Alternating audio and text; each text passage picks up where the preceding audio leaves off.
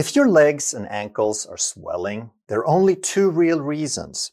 Your tissues are leaking fluid, or your circulation isn't pumping it back out, or in many cases both. Compression socks, elevation, and massages can help temporarily, but they don't fix the root cause of the leak or the pump. Hello, health champions. Today I'm going to talk about the number one way to reduce swelling in your legs and feet by taking care of that leaking tissue and the faulty pump. But to understand what edema is and how it works, we need to understand the three compartments in the body. So we have cells in the body. We have trillions and trillions of cells. And everything that happens inside the cell, everything that's contained inside the cell, obviously is called intracellular. And that's where we have our DNA and our enzymes. That's our manufacturing process takes place in there. But then we have a separate compartment called the bloodstream. And that's also very important, but it's separate. That takes nutrients and enzymes and vitamins and circulates them. It distributes them around the body. And then there is a third compartment, and this is the skin that I'm drawing here, just as a very simplified image. And everything that is not in the cells or in the bloodstream is called extracellular, outside the cells, also known as interstitial. So there's two types of leakage in the body. And one can be the cells can leak things out of the cells into the interstitial fluid, and then that fluid becomes extracellular. And we can also have fluid leak from the bloodstream and into the cells. And neither one of these are a problem. It's normal to have fluid there. So we have about 2/3 of the body's fluid inside the cells. And then we have about 1/3 between the extracellular, the interstitial fluid, and the bloodstream. And the bloodstream is like 5, 6, 7%. So somewhere around 20-25% is extracellular fluid. And that's normal. It's supposed to have water in that area. But the problem is when we get too much, when there's too much fluid leaking out, and when it's not being returned properly. So there's something called a lymph system. And this lymph system is supposed to gather up all of the fluids, the excess fluids, and return them back into the bloodstream. And that's just a normal way for us. We detox that way. We clean up the body that way. The lymphatic system gathers junk from this interstitial system and dumps it back in the bloodstream. And now the kidneys and liver can go at it and clean that out. So there are two different pumps that we need to understand here. One is called the sodium-potassium ATPase pump. And that means it has to do with sodium and potassium, and it's driven by ATP and an enzyme called ATPase. So when the cell is leaking fluid, then there's this little tiny pump, and there's hundreds of these tiny pumps on each little cell. And it has to do with sodium and potassium. So we're supposed to have most of the sodium on the outside and most of the potassium on the inside. So if the cell starts leaking too much, very often it's because we don't have enough potassium. We don't have enough potassium to pull that fluid back into the cell. And we need to have that concentration, even if there's a pump expending energy.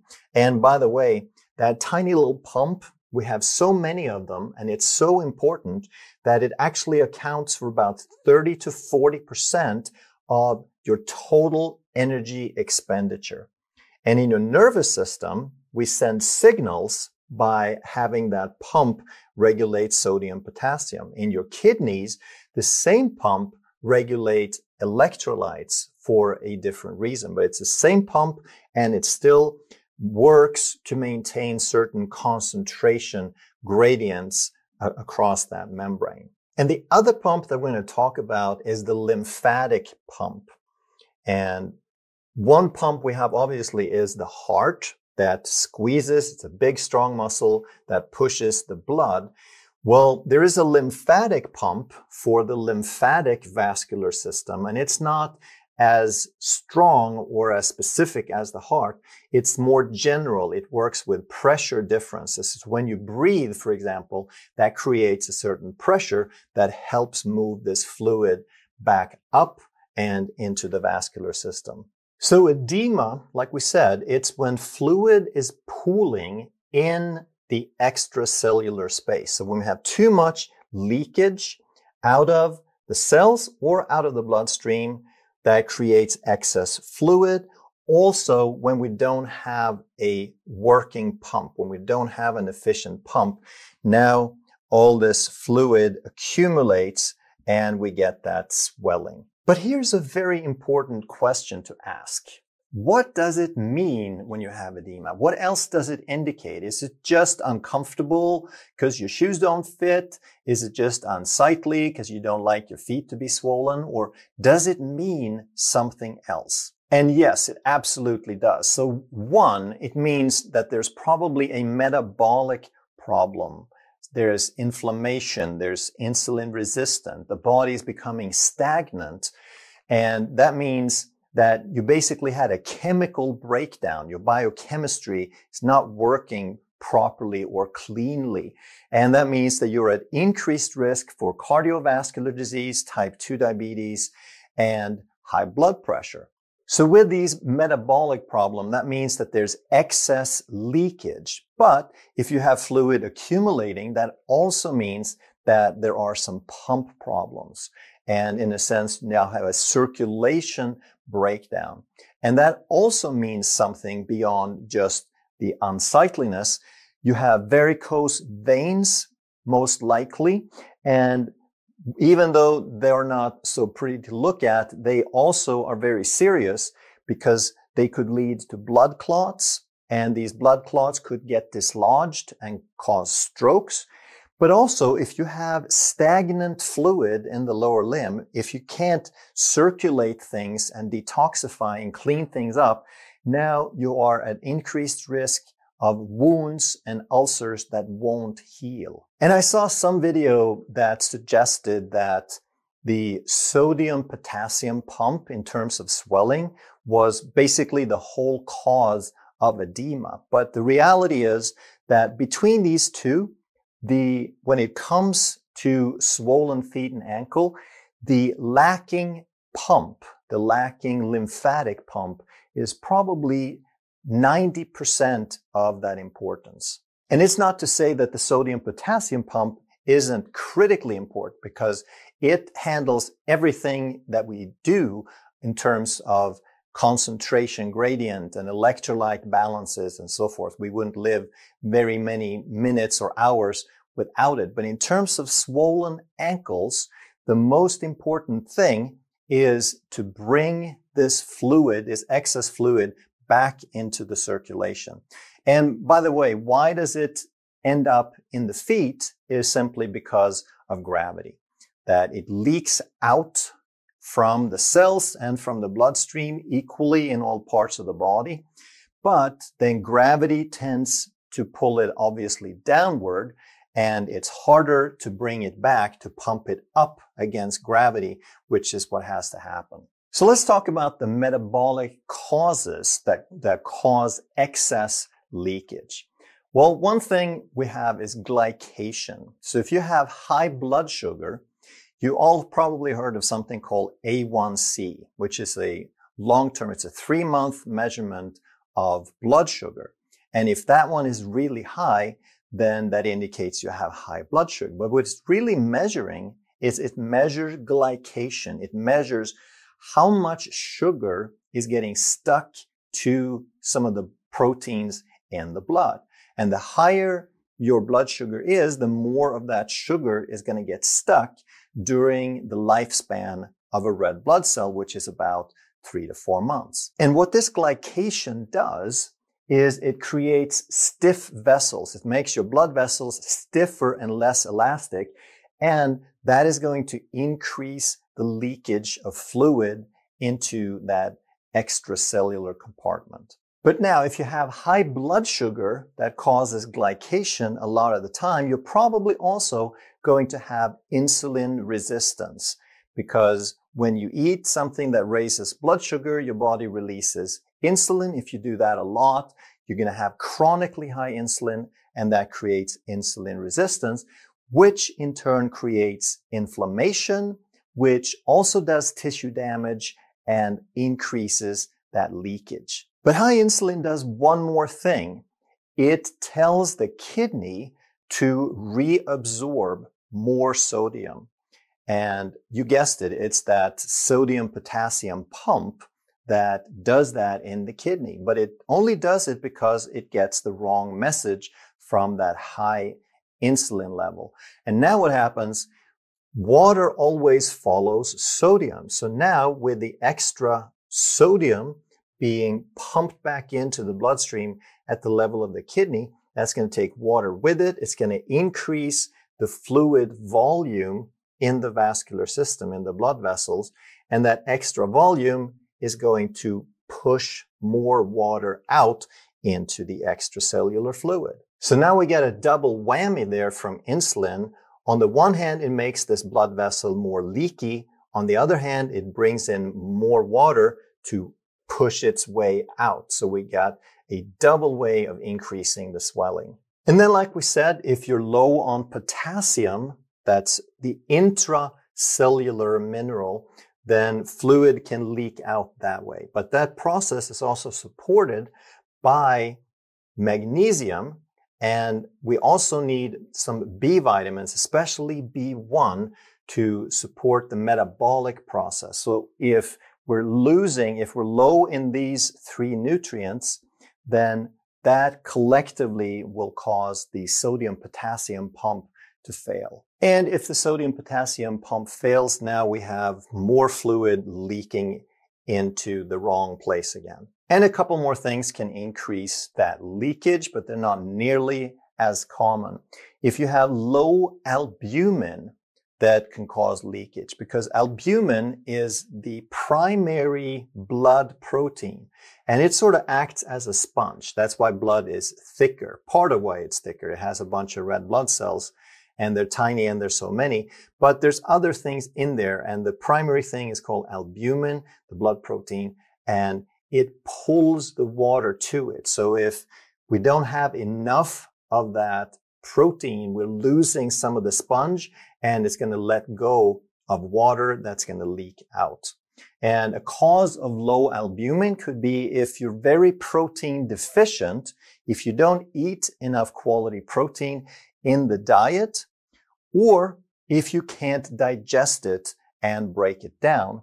And the liver is the place where we make this albumin. So if the liver is really sick, it may not be able to manufacture the albumin either. And then we could also have some other form of chronic inflammation causing leakage that would be other than insulin resistance, but that wouldn't be nearly as common.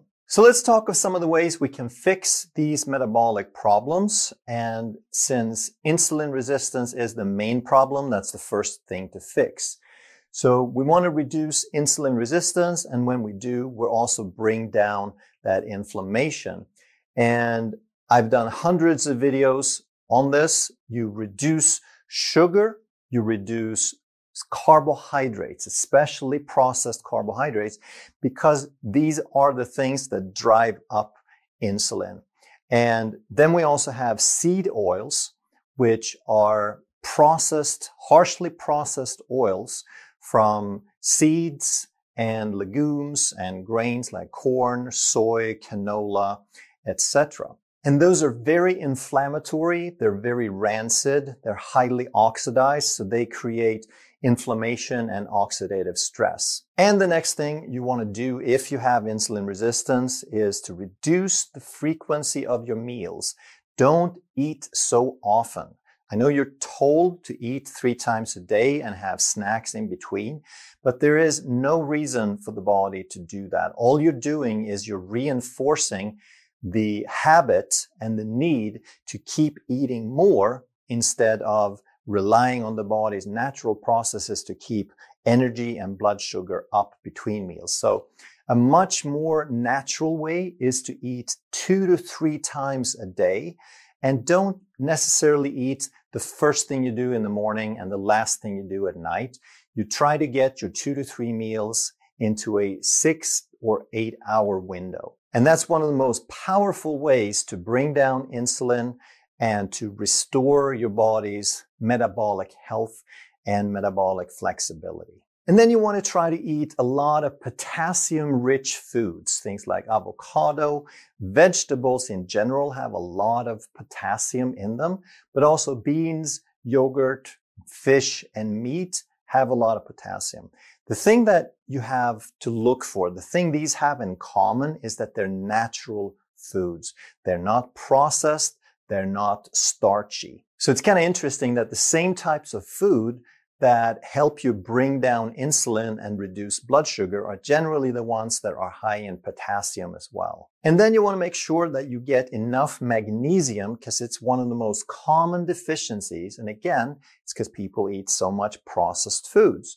But you find the richest sources would be like pumpkin seed, chia, and black beans. And even yogurt has a good amount. So if you just had a serving of yogurt with some ground up chia and some pumpkin seeds on it, you could probably get like 70-80% of your magnesium need in a single serving. And make sure that you get a quality protein into your diet on a regular basis, because if you don't have enough, then you don't have the raw materials for albumin. And of course, there's 1,000 different things that are super important that your body does with that protein as well. But even so, a lot of people have a hard time getting all their nutrients from food, either because they don't eat all the right things or because foods are actually depleted.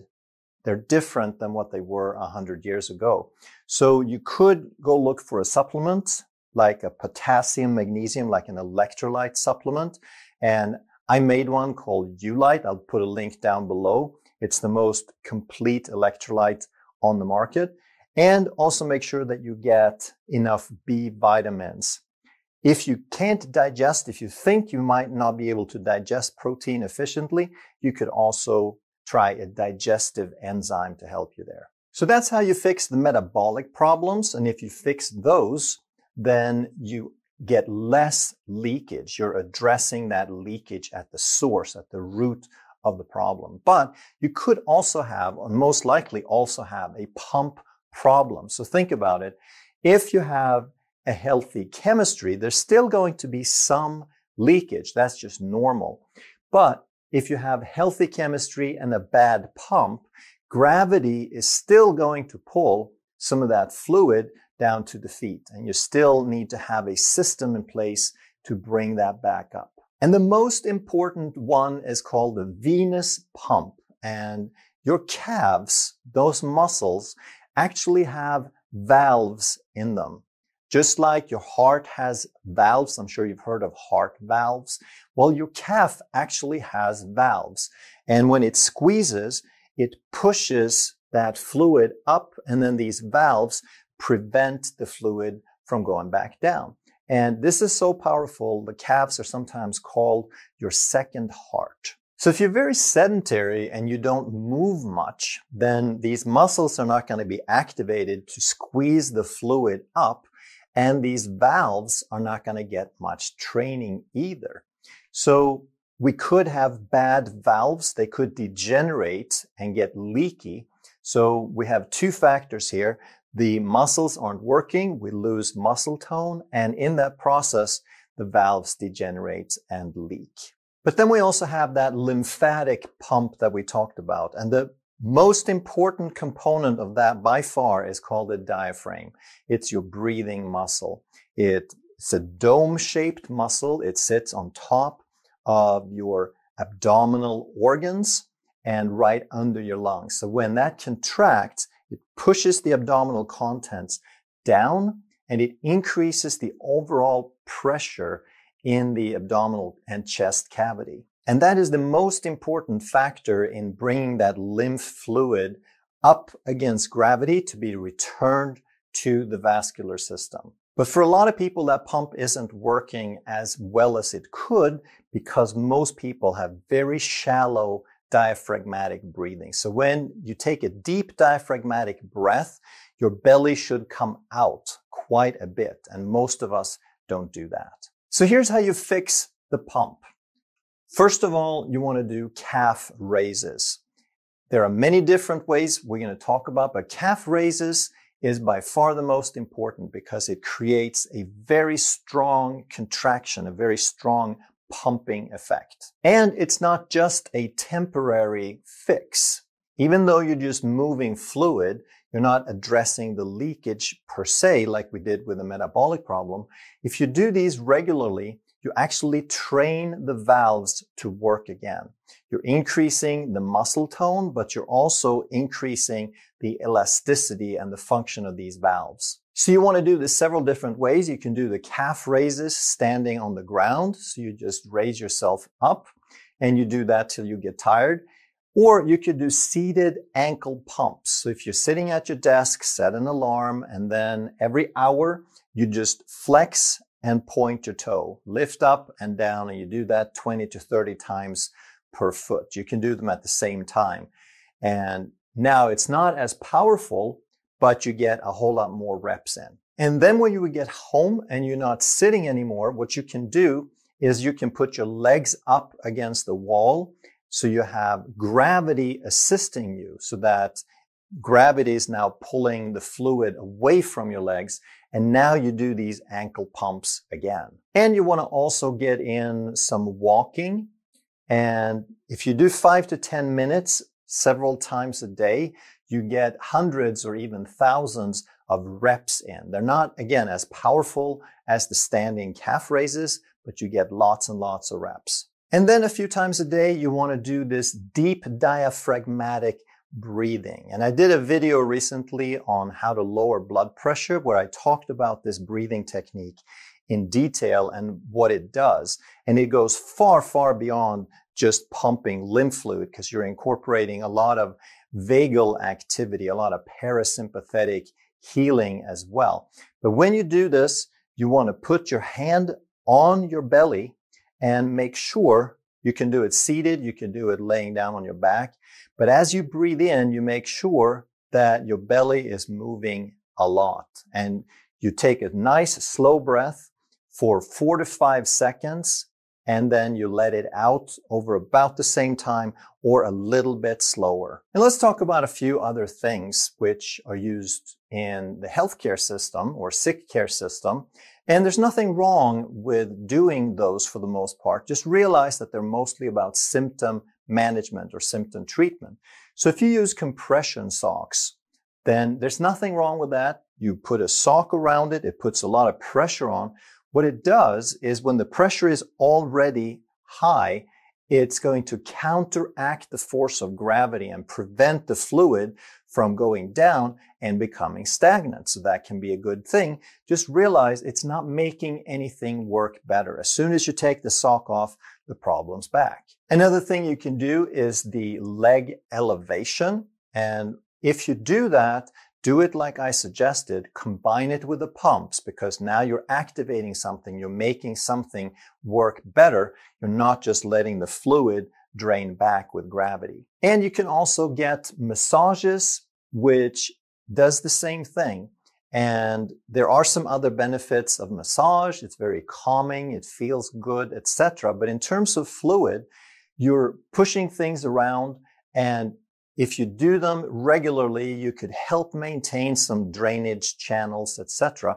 But for the most part, all of these things are temporary. They help temporarily, they help shift fluids around in the body, but it does not fix the root cause, and therefore the problem is going to come back as soon as you stop doing these things. So the number one absolute best and fastest way to reduce swelling in the ankles is to do the calf raises, to put your legs on the wall, do the calf pumps, and to do some deep breathing to activate that lymphatic system.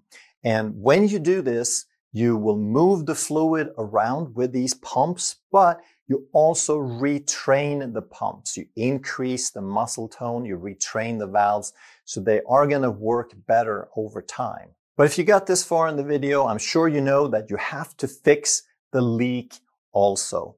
Because if the tissues keep leaking, that's the source, that's the root of the problem. And like I said, that means if you have the leak, that means you have some metabolic issues, you have some deficiencies, and you have to correct that insulin resistance and those deficiencies, because in the bigger scheme of things, those are predisposing you for a lot of degenerative disease. If you enjoyed this video, you're going to love that one. And if you truly want to master health by understanding how the body really works, make sure you subscribe, hit that bell, and turn on all the notifications so you never miss a life-saving video.